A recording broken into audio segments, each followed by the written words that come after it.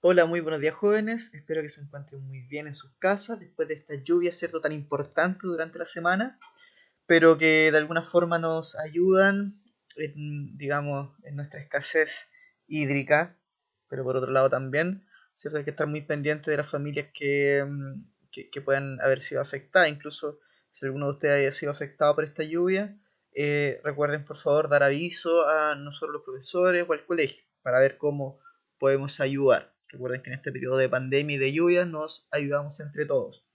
Bueno, nosotros seguimos entonces con las clases de historia, sesión número 12.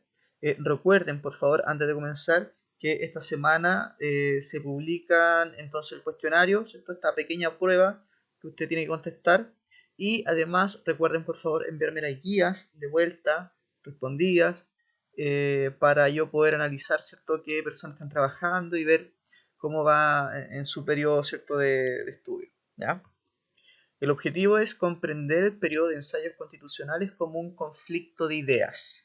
Ya, por lo tanto, en esta clase vamos a entender que el periodo de ensayos constitucionales, como le hemos llamado, recuerden que tenía diferentes nombres: organización de la República, como el gran periodo en que se organiza el país; ensayos constitucionales, como el periodo en que cambian las constituciones, ¿cierto?, en tres grandes constituciones muy distintas entre ellas; y por otro lado, ¿cierto?, un periodo de anarquía, como se le conoce también, algunos historiadores lo llaman así, por entenderlo como un periodo de sin un gobierno estable, ¿ya?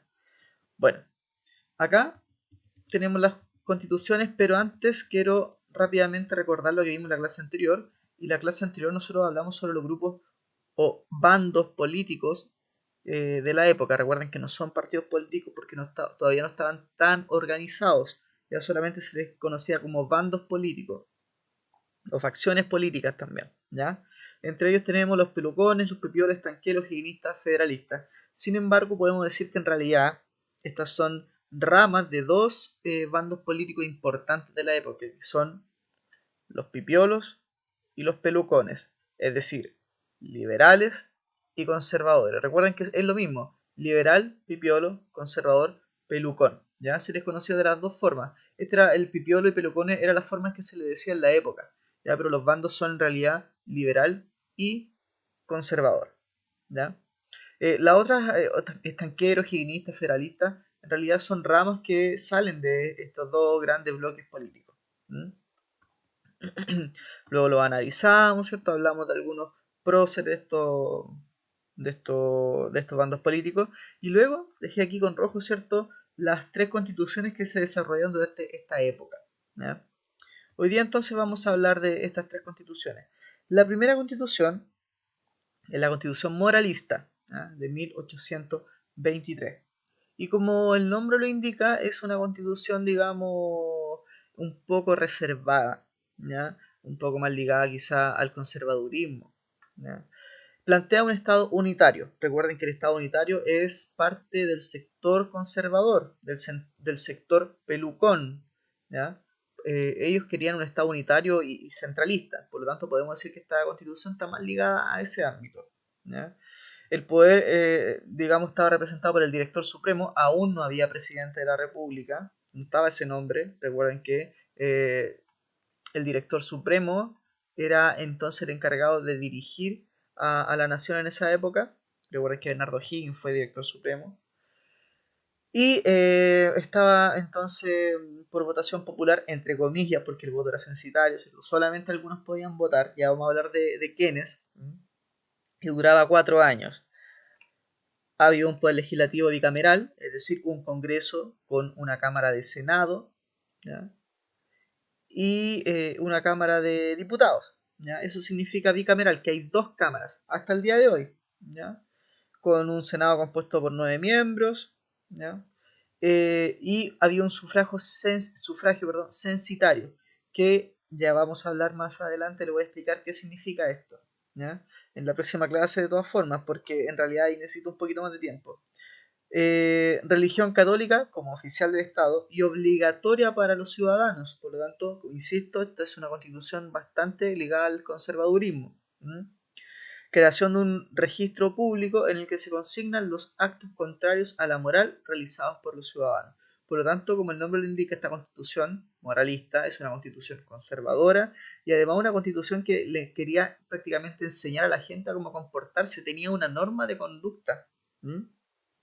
Tenía puntos en el que prácticamente se le indicaba a la gente cómo debería actuar en sociedad, ¿no?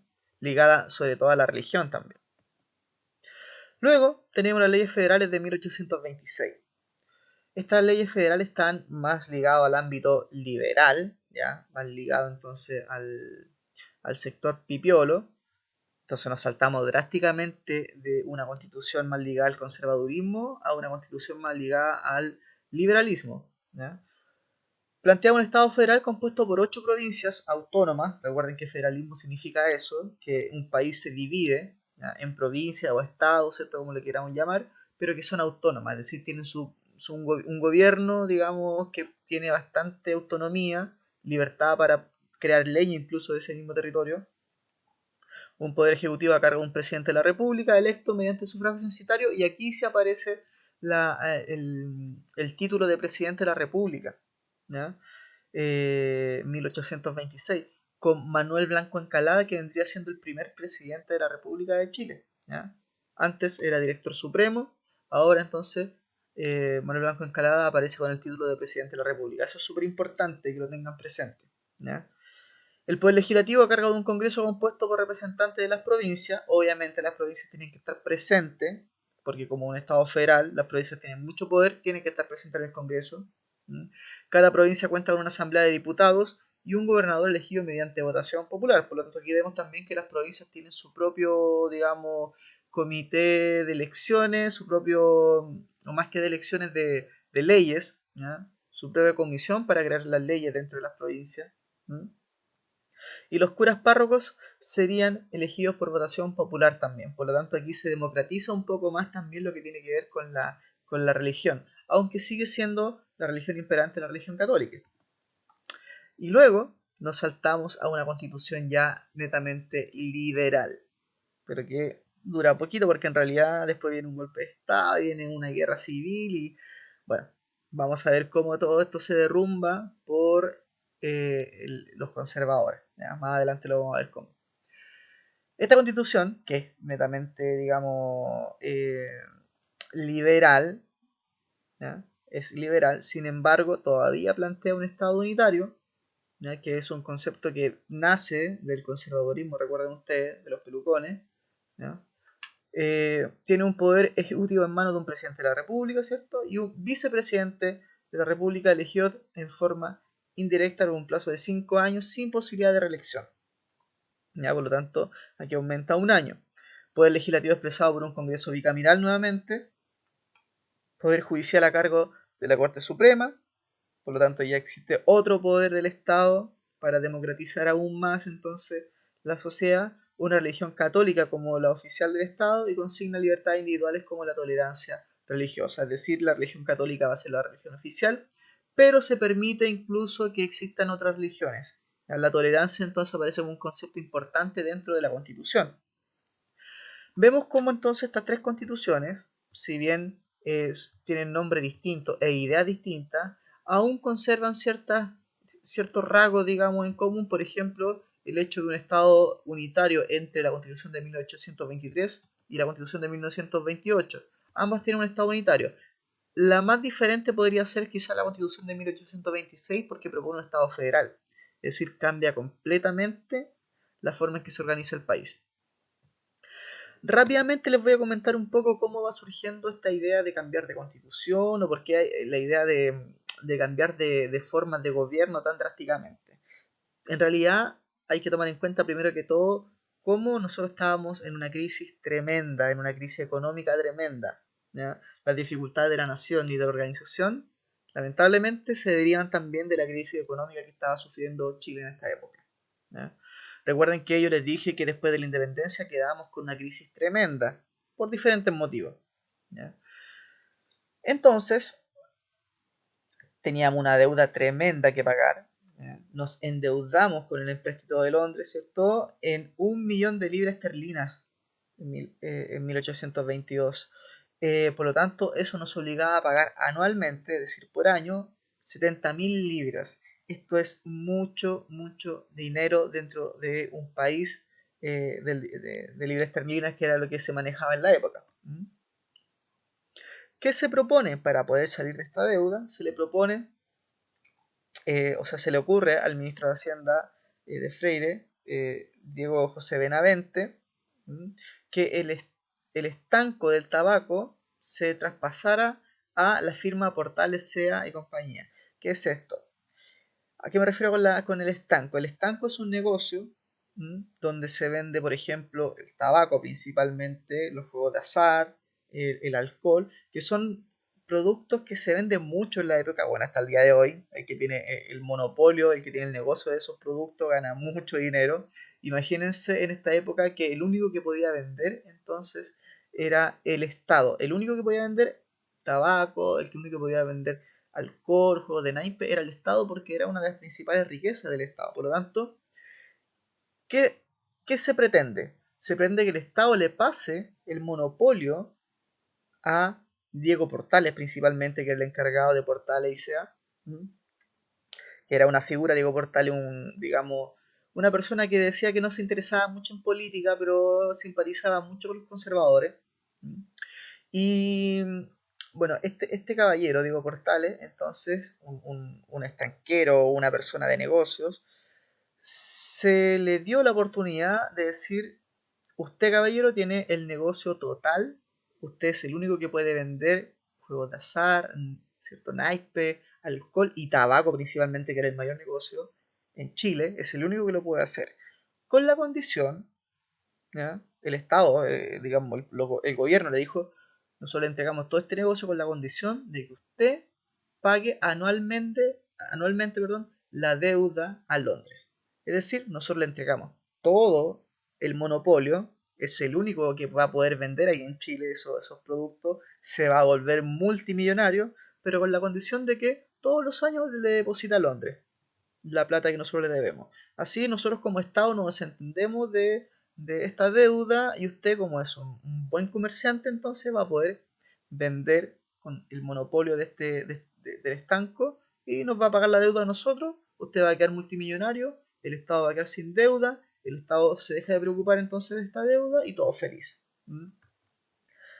¿Ya? Sin embargo, en 1826 la compañía de Portales deja de pagar esta deuda. No puede seguir pagándola porque se queda corto de plata. ¿Por qué, ustedes se preguntarán? Bueno, porque aparece un mercado de contrabando.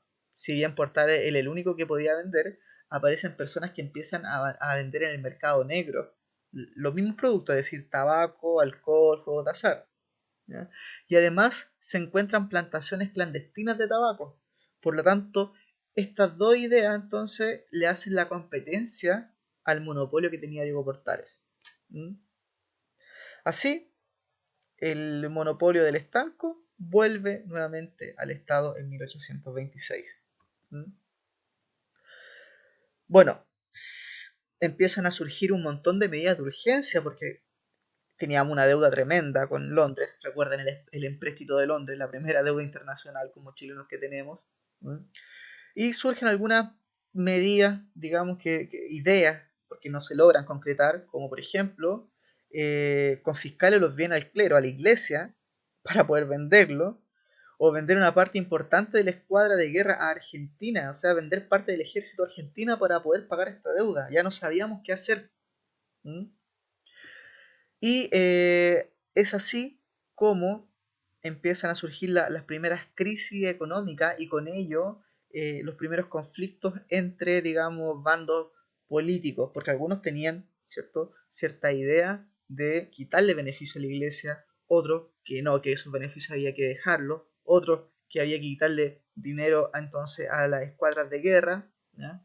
Otros que el monopolio deberían pasárselo nuevamente a Portales para que arreglara la situación, etcétera. ¿Ya? Entonces me quiero quedar con esto. Me quiero quedar con que en realidad Chile pasaba por una crisis económica tremenda que nos llevó a ciertas dificultades en poder organizarnos. Bueno, jóvenes, con esto termino. Espero que lean la guía, la respondan y me la envíen de vuelta, por favor. Espero que tengan una muy buena semana y nos vemos hasta luego.